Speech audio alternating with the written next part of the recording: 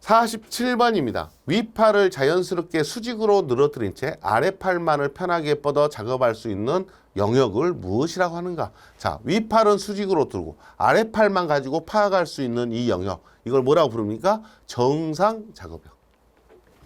답은 1번이죠.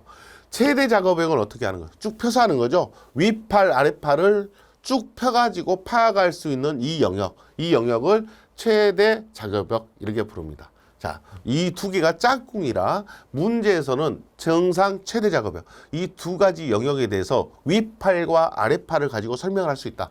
윗팔은 자연스럽게 수직으로 두고요. 아랫팔만 가지고 파악하니까 정상 작업형입니다. 답은 1번입니다. 그 외에 작업 공간 포랑면이라는 것도 있고 파악 한계라는 말도 있습니다. 포랑면은 공간을 뭐라고 하냐 이렇게 물어봤을 때 포랑면이 답이 되고, 공간의 한계를 뭐라고 하냐 이렇게 물어보면 파악 한계가 답이 되고, 정상 작업은 전환, 아랫팔을 말합니다. 최대 작업은 상완과 전환을 쭉 폈다 이렇게 나와야지 최대 작업액이 답이 됩니다.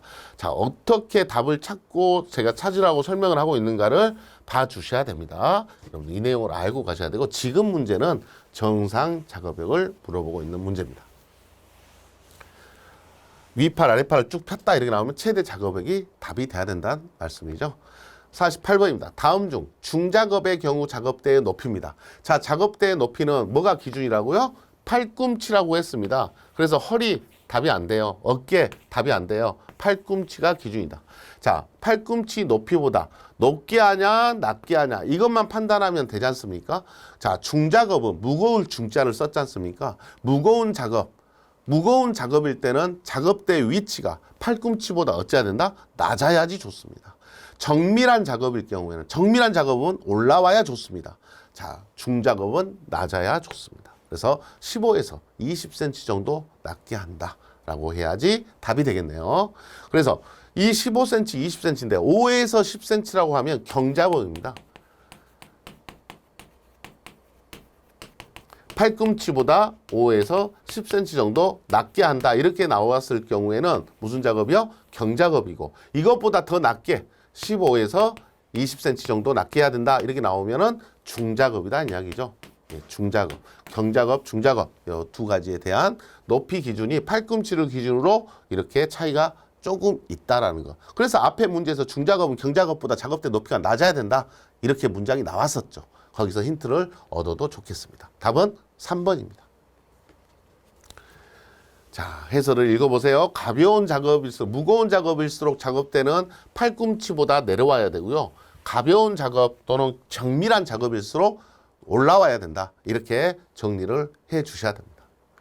49번입니다. 손이나 특정 신체 부위에 발생하는 누적 손상 장애, 이걸 우리가 근골격계 질환이라고 부르죠.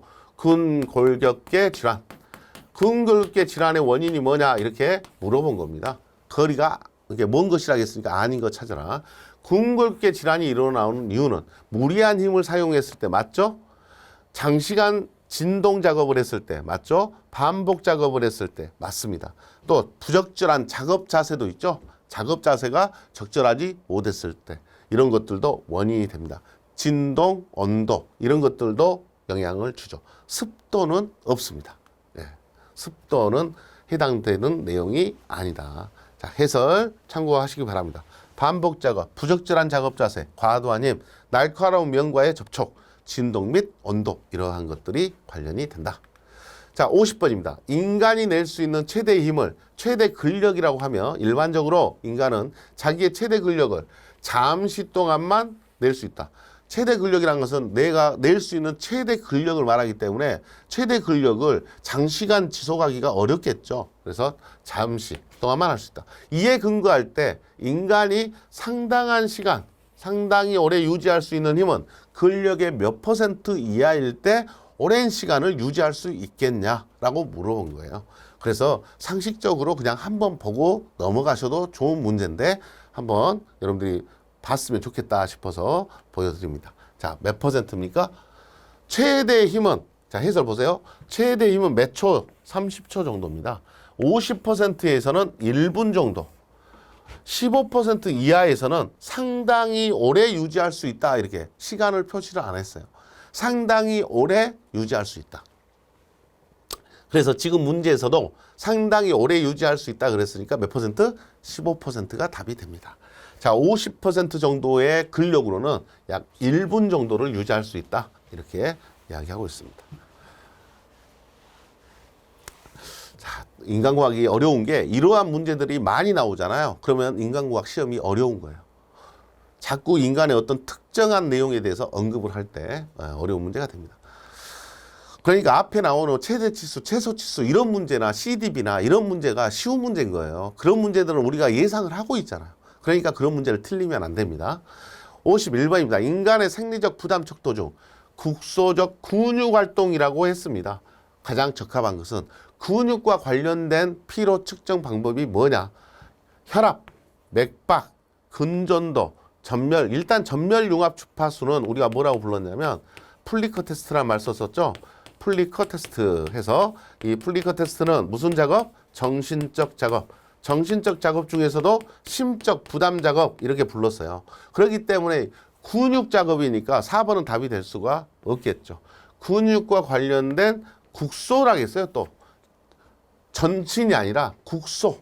국소니까 어떤 특정한 부위의 근육이잖아요. 척도로서 가장 적합한 것은 근전도입니다. 혈압이나 맥박 이러한 것들은 이제 맥박 같은 경우도 육체적 작업에 의해서 영향을 받는데 주로 전신 작업을 할 때 맥박이 빨라지고 이렇게 되죠. 그래서 지금 문제는 국소라고 했기 때문에 어떤 특정한 신체 부위를 말하고 있기 때문에 근전도로서 확인하는 게 적합하다. 이렇게 판단이 돼야 되겠습니다. 자, 근육 활동이니까 대표적인 게 뭐다? 근전도 이렇게 기억을 해 주셔도 좋겠습니다. 답은 3번으로 보셔야 됩니다.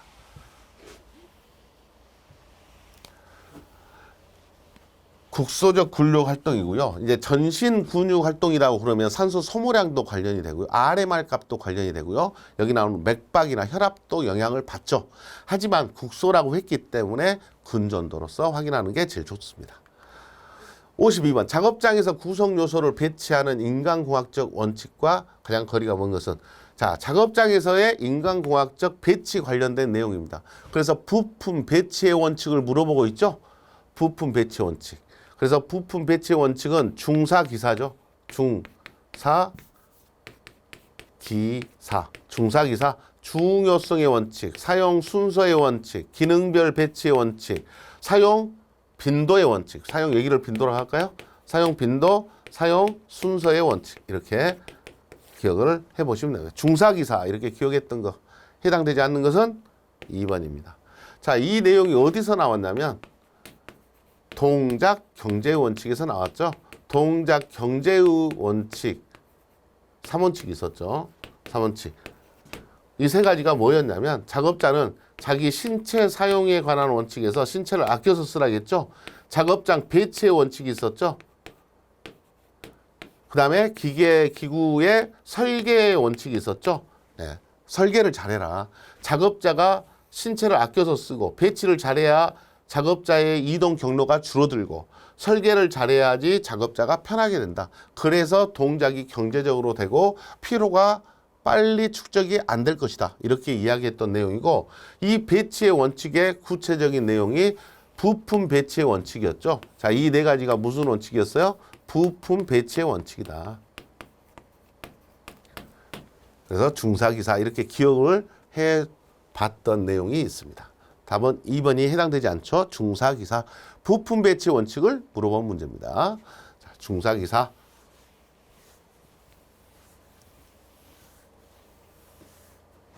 자, 53번입니다. 특정 목적을 위해 시각적 암호, 부호, 기호를 의도적으로 사용할 때 반드시 고려할 사항과 가장 거리가 먼 것은 자, 어떤 목적을 위해서 암호를 정했어요. 현장 근로자하고 사무실하고 제어실하고 암호를 정했어요. 그 암호를 가지고 전달을 어떤 정보를 줄 거 아니에요. 그 정보를 줬는데 현장 작업자가 내가 준 신호를 못 봤어요. 못 보면 의미가 없죠. 그래서 뭐가 잘 돼야 됩니까? 검출이 돼야 됩니다. 작업자가 어떤 신호를 주게 되면 그 신호를 빨리 확인할 수 있어야 된다. 찾아볼 수 있어야 된다. 검출성이라고 봅니다. 그 다음에 뭐가 돼야 됩니까? 판별성이 있습니다. 이 판별성이란 말은 저 신호가 뭘 의미하고 있는지 구분이 돼야 된다라는 것입니다. 판별이 돼야죠. 그 다음에 양립성이 있어야 된다. 양립성이란 것은 작업자가 생각하는 거하고 틀리지 않는 암호를 사용하는 게 오류로 에러를 없앨 수 있습니다. 그래서 양립성이 고려돼야 된다. 좋은 말이에요. 심각성까지 고려하면 좋겠죠. 내가 이런 신호 보내면 아주 심각하단 말이야. 빨리 오라는 이야기야. 뭐 천천히 와도 돼. 이렇게 심각성을 넣을 수는 있겠죠. 넣을 수는 있겠지만 반드시 고려할 사항이다라고 이야기하는 것에서는 고려되기가 힘들다. 그래서 기본적으로 암호는 검출이 빨리 돼야 되고 뭔 뜻인지를 알아야 되고 양립성이라는 것이 고려가 돼야 된다. 이런 것들이 기본적인 내용으로 볼 수 있겠습니다. 그래서 판별성이라는 말의 의미 속에는 뭐 또 들어가 있다. 심각성을 오히려 판별성 안에 포함시켜서 나타낼 수도 있을 것이다 라는 겁니다. 따로 심각성을 구분해서 우리가 고려할 사항이라고 이야기하지는 않는다. 자, 답은 4번입니다. 검출이 돼야 되고 판별이 돼야 되고 양립성이 고려돼야 된다라는 취지입니다. 54번. 암호체계 사용상의 일반적인 지침에 해당하지 않는 것은 암호는 뭐가 돼야 된다고요? 검출이 돼야 된다고요. 그 다음에 양립성이 있어야 되고 표준화돼야 된다는 말도 좋은 말이죠. 암호가 정해져 있어야죠. 그래야지 혼동이 안 생기죠. 그 다음에 암호의 단일 차원화 했어요. 암호를 전달할 때 내가 빗으로만 이게 등으로만 했어요. 이 등에 불 들어오면 나한테 연락 좀 해줘. 이렇게 정해놨어요.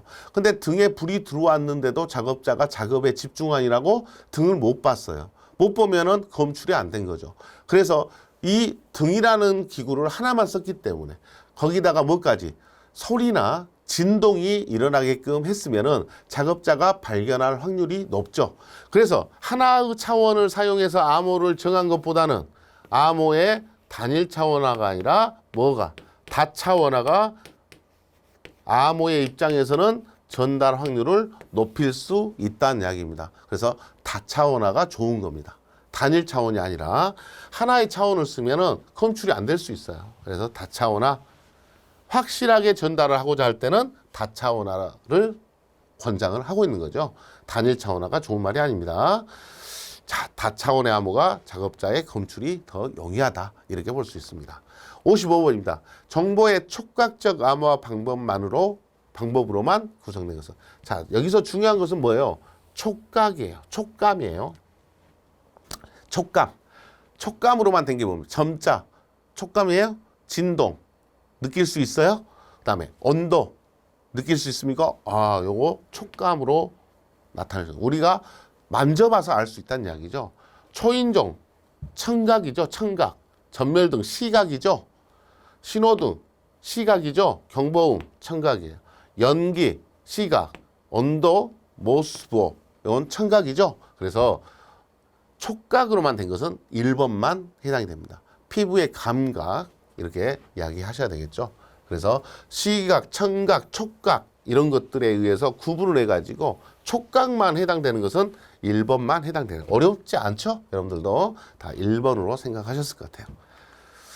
반복 노출에 따라 민감성이 가장 쉽게 떨어지는 표시장치는 시각 표시장치, 청각 표시장치, 촉각 표시장치, 후각 표시장치. 뭐가 가장 반복돼서 노출이 되면 민감성이 떨어지냐라는 것이에요. 뭐가 가장 민감성이 쉽게 떨어진다? 후각입니다. 후각의 마비가 가장 빨리 된다. 이렇게 볼 수 있습니다. 답은 4번입니다. 가볍게 보세요. 의미를 크게 두지 마시고. 57번. 육체 작업의 생리학적 부하 측정 척도가 아닌 것은. 자, 무슨 작업이라겠어요? 육체적 작업이라겠어요. 맥박 관련되죠. 산소 많이 소모하겠죠. 근육이 뭉치겠죠. 그래서 근전도.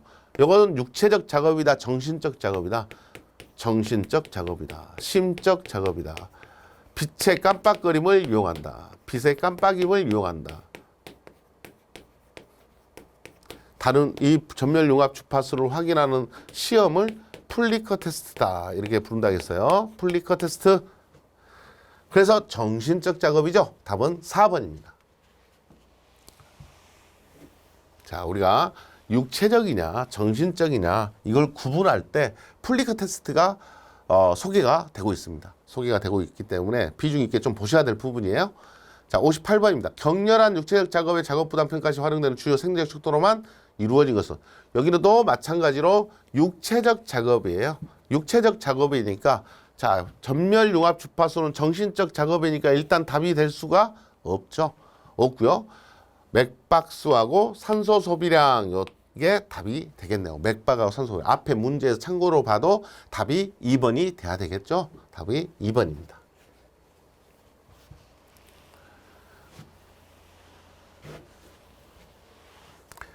자, 맥박수, 산소 소비량, 이게 육체적 작업과 관련된 거고, 뭐 군전도 이런 것도 포함이 되겠죠. 자, 정신적 작업은 GSR, 플리커 테스트, 부정맥 이런 것들은 정신적인 거고요. 육체적 맥박수, 산소 소비량, RMR, 근전도 이런 것들은 육체적 작업의 피로를 측정하는 방법의 하나입니다. 자, 해설 참고하시고요. 59번. 전신 육체적 작업에 대한 계략적 휴식 시간의 산출 공식으로 맞는 것은 했습니다. 자, 뭐 구하는 식입니까? 휴식 시간입니다. 휴식 시간에 대한 산출 공식입니다. R은 2에, 자, 우리가 휴식 시간 R은 2 마이너스 1.5분의 60에 2 마이너스 4 또는 5라고 했죠? 4일 수도 있고 뭐일 수도 있다. 5일 수도 있다. 이렇게 이야기했던 겁니다. 그래서 지금 문제의 답은 이 식과 유사한 것을 찾아라 하는 문제입니다. 자, 답은 2번입니다. 2번이 우리가 알고 있는 식이죠. 그래서 2번. 식의 형태가 좀 뭐 헷갈리게 하려고 이렇게 된 것 같고요. 요거와 똑같은 식이죠. 예, 2번이 답이 됩니다. 자, 60번입니다. 휴식 시간 계산하는 문제도 여러분들이 이제 나중에는 해결하실 수 있어야 될 것 같고요. 체내에서 유기물을 합성하거나 분해하는 데는 반드시 에너지의 전환이 뒤따릅니다. 자, 우리 몸 내에서 유기물을 합성하거나 분해해서 에너지를 얻잖아요. 이런 것들을 무엇이라고 하나? 이런 활동을 뭐라 한다? 대사, 에너지 대사 이렇게 부릅니다. 에너지 대사, 대사작용이라고 하잖아요. 그래서 3번이 답이 됩니다. 영어를 이제 알고 있는가 물어본 것 같아요.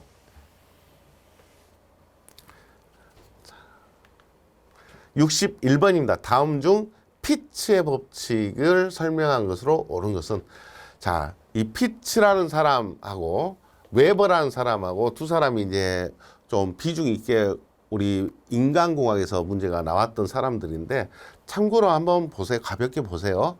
자, 피츠라는 사람은, 자, 이 피츠라는 사람은 자동차의 브레이크 시스템을 브레이크 설계할 때 고려가 된 겁니다. 자, 브레이크 시스템 설계를 할 때 나타난 거예요. 여러분들이 이제 자동차 운전을 하게 되면 브레이크하고 악셀레이터가 있어요. 자, 브레이크는 가로로 길고요. 악셀레이터는 세로로 길어요. 세로로 기는데 우리가 브레이크가 악셀레이터 바로 옆에 있습니다. 그래서 이 거리를 길게 하려고 했어요? 짧게 하려고 했어요? 이 거리를 짧게 하려고 한 겁니다. 길이를 짧게 하고 가로로 만든 이유는 뭐예요? 브레이크도 왜 이렇게 세로로 만들지 가로로 만들었을까요? 악셀은 내가 의지를 갖고 밟은 거고요. 브레이크는 내가 급할 때 빨리 밟는 게 목적이에요.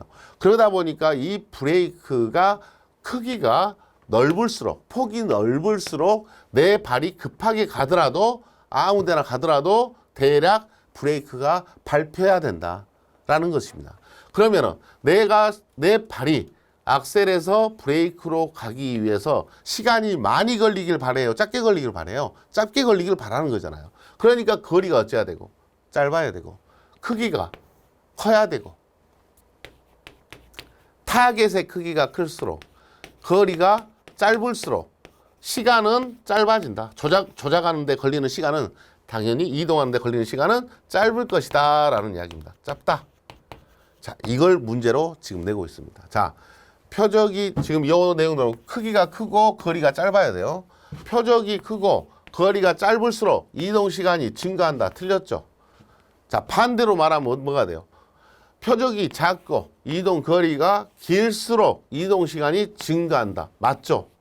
자, 이 말은 요것과 반대니까 표적이 크고 이동 거리가 짧으면 시간이 짧다고 했는데 잘못됐다는 이야기죠. 그래서 2번이 지금 피츠의 법칙을 설명을 반대로 했을 때 맞는 말이 된다는 이야기예요. 자, 여기는 표적은 큰데 이동거리가 길다 그랬잖아요. 두 개가 서로 상충되죠. 표적이 작고 이동거리가 짧다 그랬으니까 여기도 두 개가 서로 하나는 좋고 하나는 나쁘다는 이야기죠. 그래서 답이 될 수 있는 건 몇 번밖에 없다. 2번밖에 될 수 없다는 이야기입니다. 자, 이렇게 피츠의 법칙은 자동차 브레이크에 또는 악셀과 브레이크에 조작하는 시간을 줄이기 위해서 브레이크의 발판을 가로로 길게 한 이유가 피츠에서 나오게 된 겁니다. 자, 이런 내용들도 우리 인간공학에서는 작업자가 운전하는 작업자가 또 실수를 안 하게 하기 위해서 사고가 많이 안 나게 하기 위해서 브레이크하고 악셀과의 관계를 어떻게 했는가도 인간공학적 설계라고 보고 있는 겁니다. 자, 답은 2번이 되겠습니다. 자, 여기까지가 우리 7강 내용이 됐습니다. 자, 8강에서 뵙겠습니다. 수고하셨습니다.